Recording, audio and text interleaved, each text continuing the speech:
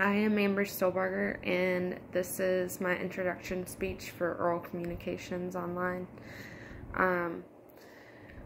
So to start with, communications is really important to me, primarily right now because I have a young son of 4 years old who has a speech impediment and is not speaking yet.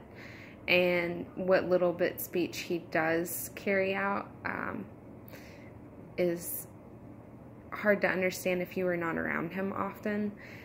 And also the person I am dating, Sean, is in Colorado, which is like 1,200 plus miles away from here. And so we rely on interpersonal communication a lot by communicating over the phone. So in one relationship, I have a interpersonal communication with my son, which is limited by verbatim. So he and I do not communicate as much verbally as we do non-verbally.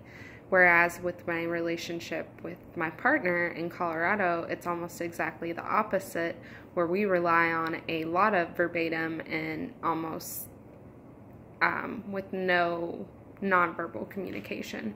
One form of nonverbal communication would be is if like he sends me a picture of him on top of a mountain. So, you know, without words, it's just a picture. But anyways, so my relationship with Sean depends a lot on self-disclosure and empathetic listening. So self-disclosure is information that you volunteer about yourself that you believe to be true, but the person you're telling, you are not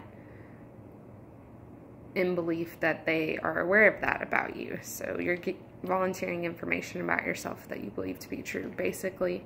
And so for my communication with Sean is like I tell him all the time about how my day goes. I volunteer information about my life just so he can have a better understanding of how I am doing, how I'm feeling, and the same in exchange. He always usually tells me how his work is going, or you know, if he's doing anything new where he works or with his friends, stuff like that. And so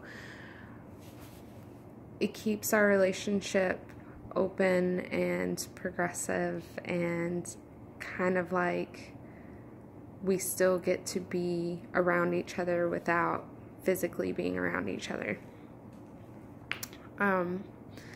And being open like that really forms trust in each other, and it keeps us active in our relationship in a different form, since being physically intimate or physically engaged is not an option right now. So whereas I have to listen to my son empathetically to understand what he wants,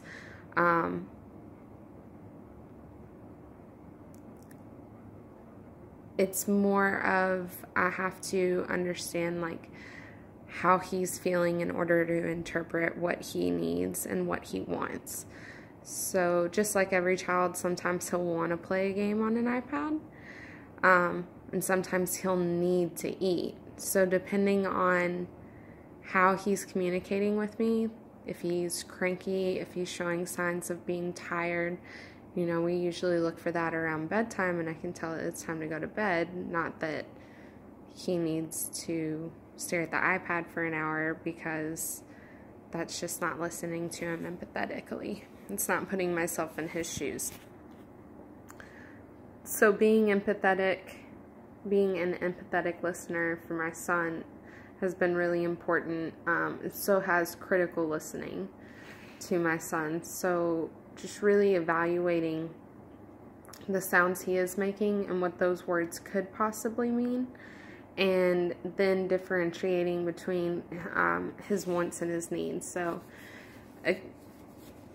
whether he needs to go to the bathroom or needs to eat lunch, and as opposed to he wants to watch something specifically on TV, like Cosmos, his favorite show, or if he wants to go outside and play on his like swing set. So critical listening really helps me to engage with him even though we cannot verbally communicate, which is really important at his age, especially for. So the 3 interpersonal concepts that I'm most concerned with my daily relationships as it is right now is self-disclosure, empathetic listening, and critical listening. And that's because I have a partner who is stationed halfway across the country and a son who does not have very good verbal communication skills.